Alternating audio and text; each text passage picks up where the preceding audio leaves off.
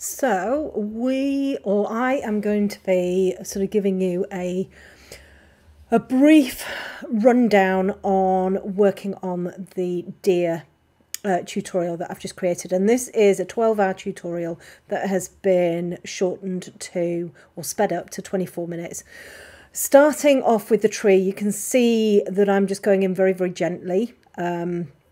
We're using the Stonehenge multi-paper, and I started the tree with the raw umber 50%. I used an awful lot of the Luminance pencils on this particular surface. They just seem to work really, really well, and also the colours seem to be really good as well. So there's a mixture here of raw umber 50, raw umber, which was that darker sort of brown colour, raw umber 10, and then we've moved on to the sepia, the dark sepia here, just to get in those darker elements. So I sort of started with the raw umber 50 just to get a feel of the paper, really, just to get some colour down on the paper, and just start to kind of bring some shapes and everything in, and then start to bring some of those darker elements. This is the 50 again, I believe. And then we go into, I think this was the moss green. The moss green was really, really, really useful.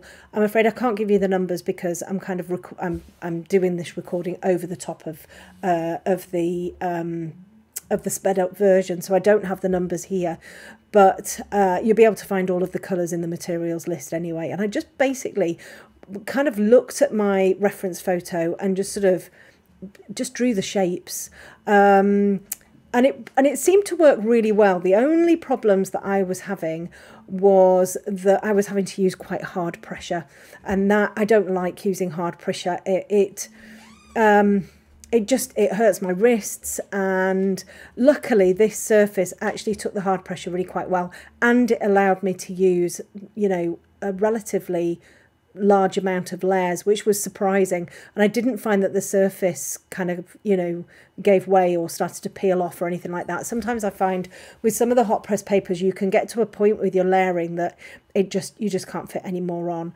The background, now this is interesting. So this part of the background, this left hand side, I started off with the darker colour first. So this is I can't even pronounce the green that I used. I think it was 719 or 19, something like that, a very, very dark green. And I started this part of the background with the darker colour, and then I went in with that May green, the Polychromos May green, and the moss green as well.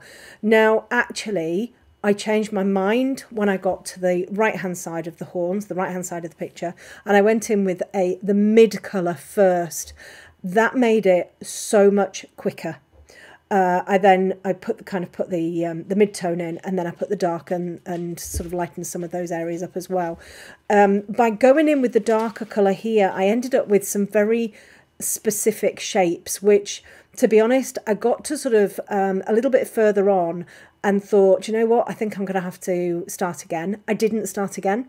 You can see I'm going in with the mid-tones here, and it did end up looking a little bit better, but I was still leaving those light shapes in there, which in my mind didn't work very well. So I changed it, but I kind of got to this point and didn't really like it, and was going to start again, but then didn't. And actually it turned out, it worked out really, really nicely in the end, and I was really pleased with it. So again, just kind of working on the shapes, bringing these different colours in, using round pencil strokes, so round and round pencil strokes, that tends to work really nicely. Using that buff titanium a little bit, you saw I brought a paper stump into there as well. I was kind of throwing a whole load of stuff at it. I think I got to this point where I was using that moss green, and I was like, do you know what, I should have just done that, and then I start bringing the darks over the top, and it would have been an awful lot quicker. I then brought a little bit of the blacks in just to kind of really darken up some of those elements, a little bit into the tree as well, and I think at one point I got my burnishing tool out and properly went for it. Yeah, and then, you know, started to bring a little bit of that grass in there as well. Used the Tombow and I used the slice tool, and they work quite nicely. I wanted to get a little bit of that rough grass in there, you know, and the black in there as well, just to sort of darken stuff up a little bit. This was where I decided that I needed to change tack on the background and use the moss green. So little tiny pencil strokes, although, and very sharp. Now I was sharpening the pencil quite a lot, and it was really running out. It was getting smaller and smaller and smaller. I was using probably a mid pressure. I wanted to kind of fill a lot of the tooth in and create like a really consistent flat colour. I did get a little bit bored. I have to admit, I did get a little bit bored, and my marks became bigger and more messy. You can see that they start to get a little bit, you know, bigger and a little bit messier. And of course, then I kind of brought in that little bit of the where the grass hits the background as well. I then went in with that really dark green, and just brought all of those shadowy bits in. This was a much better way of creating this background, rather than going in with the dark and then leaving little, you know, highlights and then filling those in with the lighter colour. This was a much better way to do it, and it was quicker. It was much quicker. So again, probably using sort of like medium to hard pressure.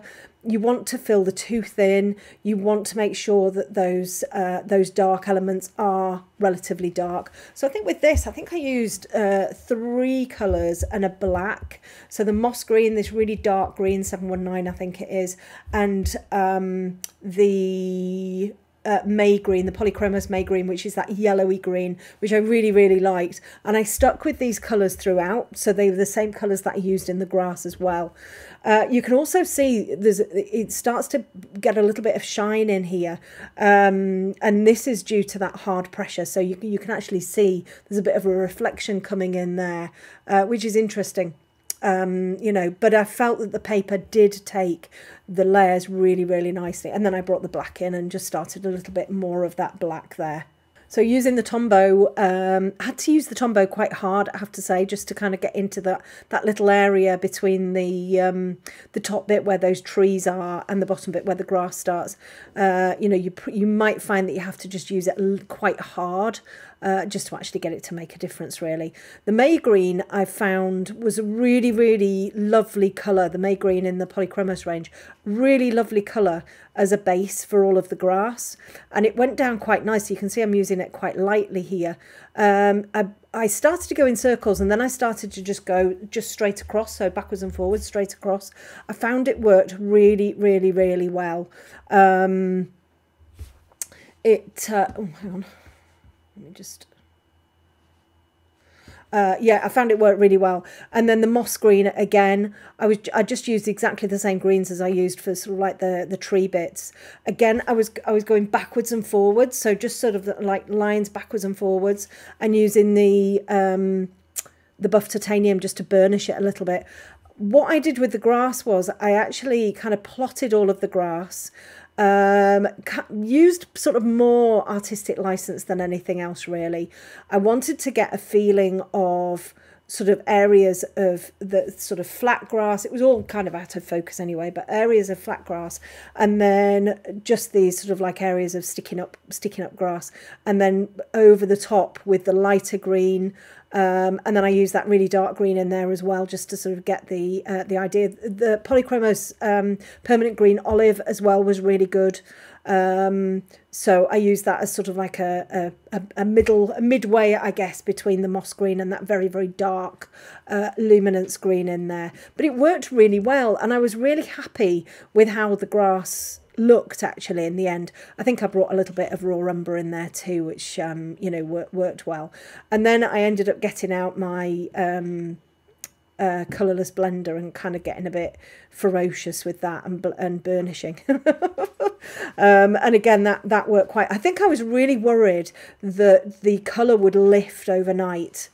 you know, that I'd put all of this colour in, and I'd get here in the morning, and it'd all have kind of faded, and that's why we're starting to kind of burnish a little bit more. I have to say, I'm quite proud of those little bushy bits at the top, because they looked rubbish for a bit. But then I sort of started to bring a little bit, I brought a little bit of the slice tool in as well. I'm not sure the slice tool actually brought very much to the party. But those little bushy bits where the grass meets the trees, I was quite proud of that. I thought they looked quite nice. Again, you know, it doesn't really matter that everything looks exactly the same. You know, it's just not important, really. The grass down here at the bottom, again, I just used that May green first, and then I used that permanent green olive over the top. This was more consistent, and it was actually more in focus, because this was sort of like the real foreground area. And again, it just seemed to flow quite nicely. I think when I was talking through it in the actual tutorial, you know, I was saying that actually I don't mind this kind of grass where it's, you know, sort of quite short and there are little clumpy bits. Oh, this is where I get the burnishing tool out and off we go. So, and then of course we start with the horns. Now, in the main tutorial, I didn't talk about how actually I wish I hadn't have put that layer of buff titanium on, because it did make the colours a little bit slippy. However, when I'd finished, this is such a small area. These horns are really tiny. You can see how small they are compared to the actual pencils. Can you see how when I'm putting them on, it's leaving like a little bit of a texture, but actually it worked really well because the horns have got a texture. I tried to use the slice tool, but it didn't work overly well. I was just trying to get a little bit of a highlight in there. And the horns worked really, really nicely considering how small they were. Again, this is the walnut brown I used here, but I used some of the raw umbers in there as well, which worked well. I did use a Castle Earth, Luminance Castle Earth. My Castle Earth, I think I went and oh no, it was the raw umber. I tried to get a different one. It's so scratchy. Honestly, it's so scratchy. Some of the Luminance pencils are really lovely and smooth and buttery, and some of them are just absolutely vile, and it tends to be the Castle Earth, some of the darker browny colours. I don't know whether it's a bad batch I've got or whether it's actually they're just really scratchy. We then come to the body of the deer. Now, I was really, really happy with the colour selection that I used here. I started with Warm Earth 40, nice and gently, and I then went in with the Sepia 50. So I used a combination of these two colours all the way through. It wasn't until the end that I brought a little bit of burnt sienna in, but I felt that these two colours together worked really, really nicely, and you know, they just seemed to flow really well considering how small the area was. So I used a little bit stronger pressure here. The first layer was sort of quite light pressure, and then used a little bit stronger pressure. This is just black, just bringing in those that area there of you know, shadow on the stomach bit. So I just kind of worked into the body and down onto the legs, where there was sort of like different. What am I trying to say? where the fur started to move in different directions, I made sure that I brought all of that in. I used, this is the Castle Earth here, which really didn't work. It was actually horrible, and I think I resorted more into using sort of like the black and everything. It just was scratchy and it just didn't work very nicely at all. I mean, it looks okay, but I didn't like it. And then raw umber again, the raw umber 50, which did work really, really nicely. The raw umbers were lovely, and it tied in a little bit of that fur into the green, you know, of the trees and the grass and everything. It's got that lovely greeny browny colour.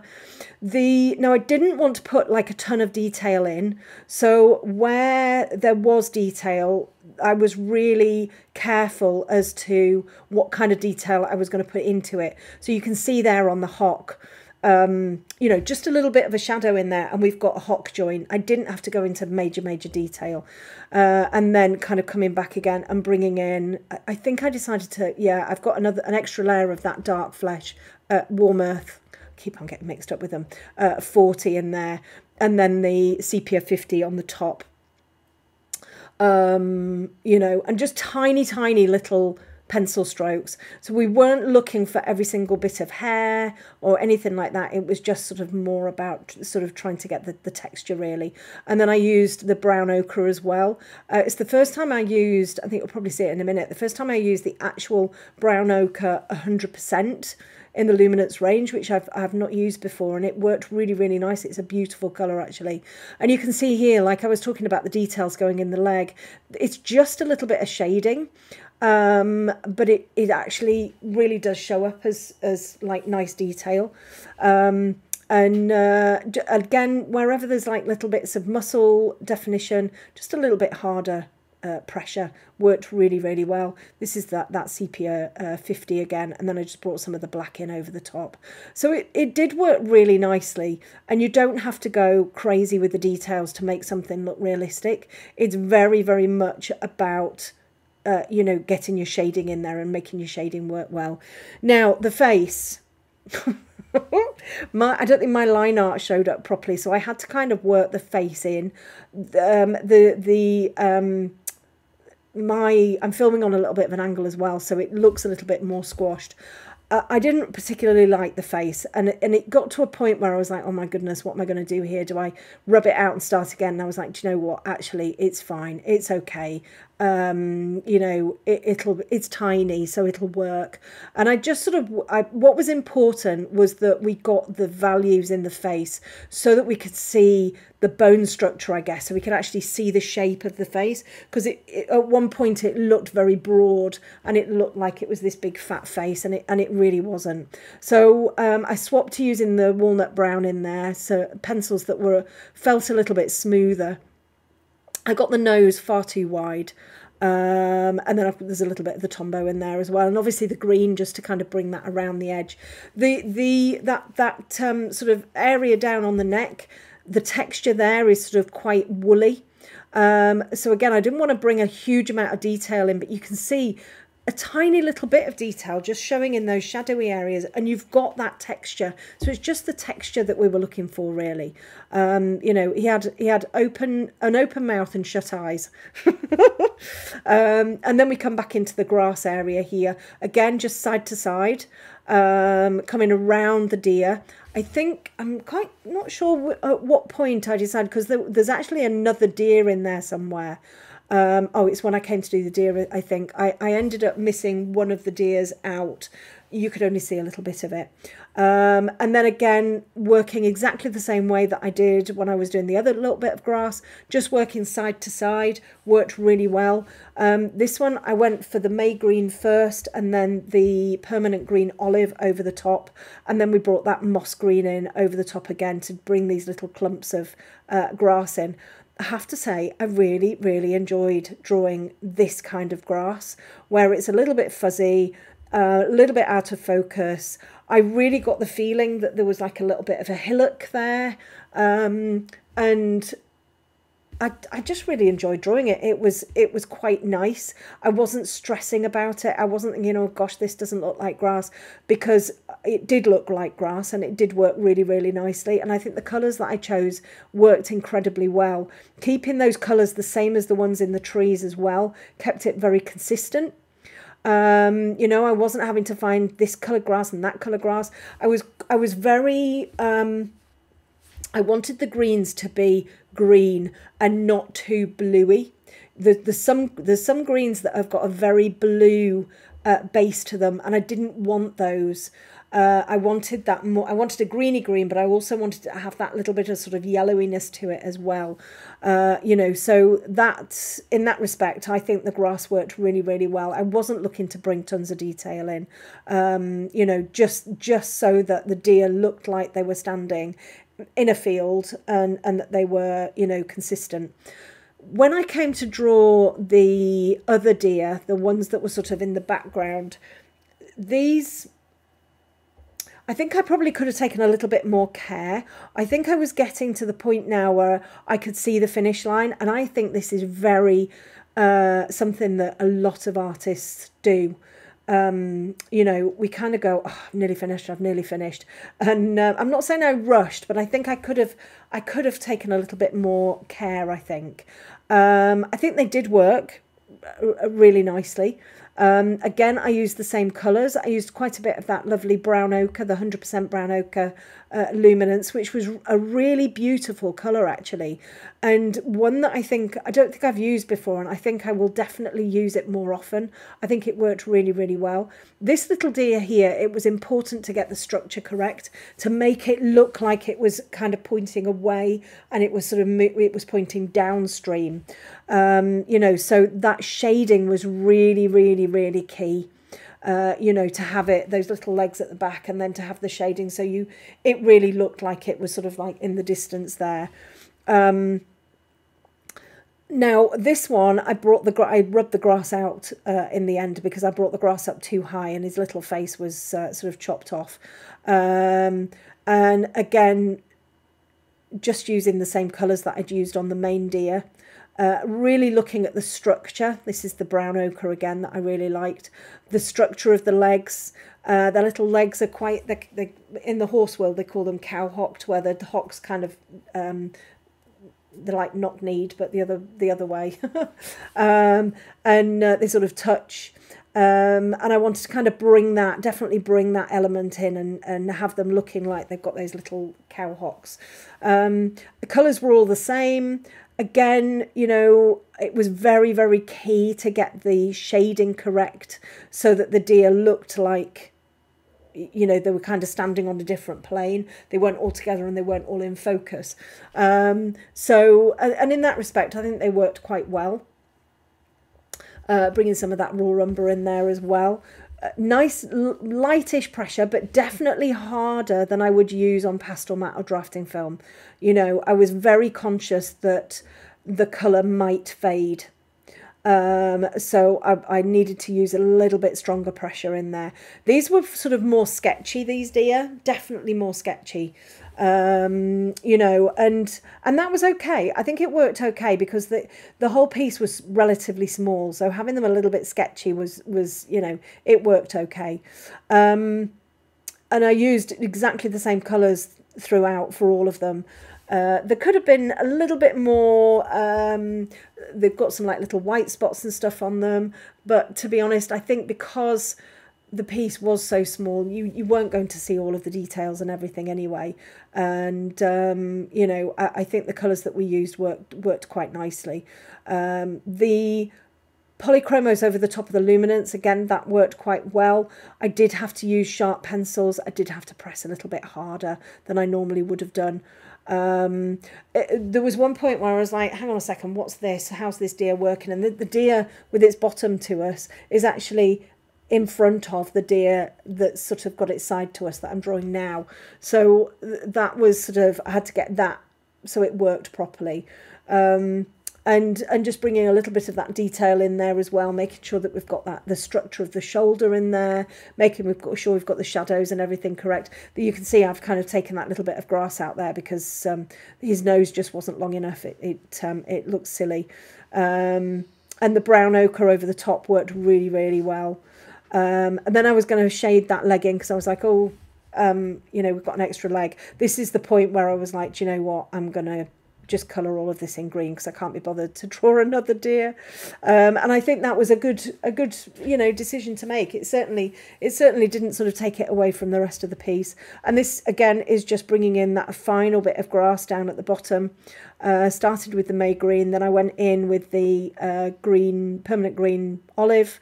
Again, this grass down here was more in focus, so I had these little sort of pencil marks. Really, you can't see every single bit of grass here, but I just sort of, you know, used it.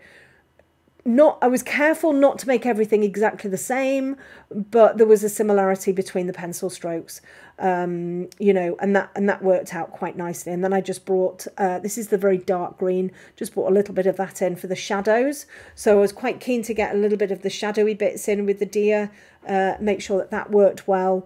you know, and some of those little darker elements in the grass down here. And then I went in again with the permanent green olive. I don't think I used any May green in that. The final touch-ups were the burnt sienna, polychromos, and the ivory black Derwent Drawing. Oh, and then I used the glaze, the orange glaze, over the top of the deer just to bring out a little bit of the vibrancy.